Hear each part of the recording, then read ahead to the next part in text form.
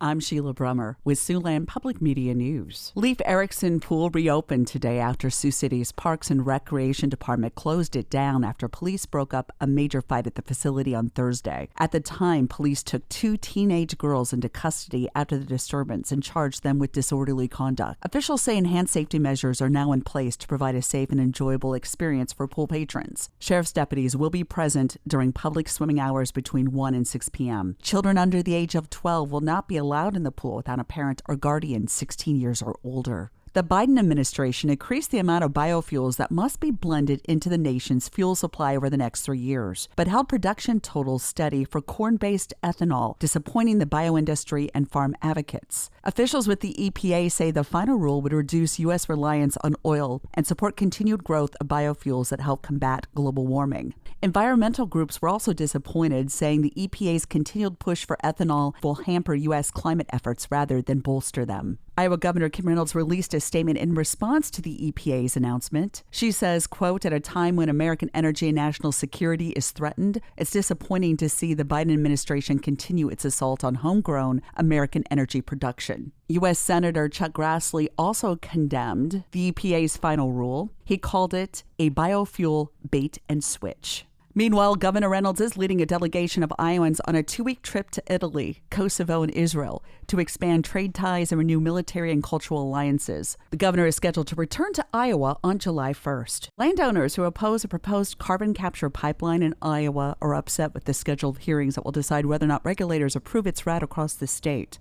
The Iowa Utilities Board announced last week it will start hearings on Summit Carbon Solutions' proposal in late August, instead of October as previously planned. The board must decide whether to grant eminent domain to build the pipeline on more than 1,000 parcels of land where landowners have not signed agreements with the company. Anna Ryan is a former attorney with the Iowa Office of Consumer Advocate. Questioned whether or not the board staff would have time to review the details of all those cases by then. Try to get to that point before August 22nd is going to be shortcutting things. The Utilities Board says it's moving landowner testimony to the start of the hearing process to avoid conflicts with harvest season. According to Summit, 70% of landowners have signed voluntary easements approving construction.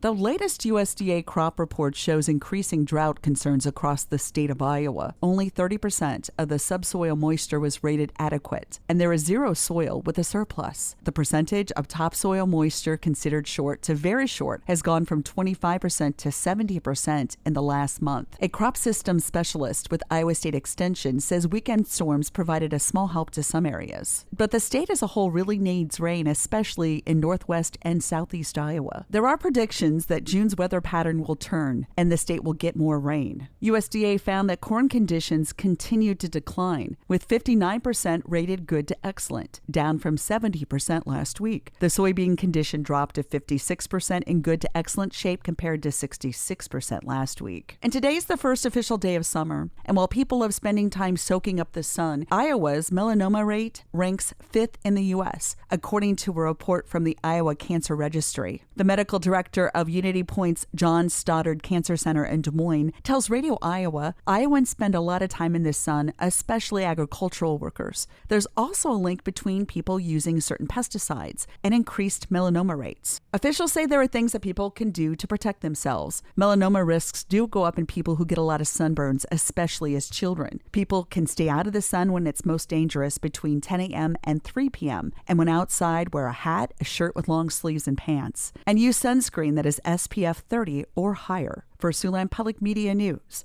I'm Sheila Brummer.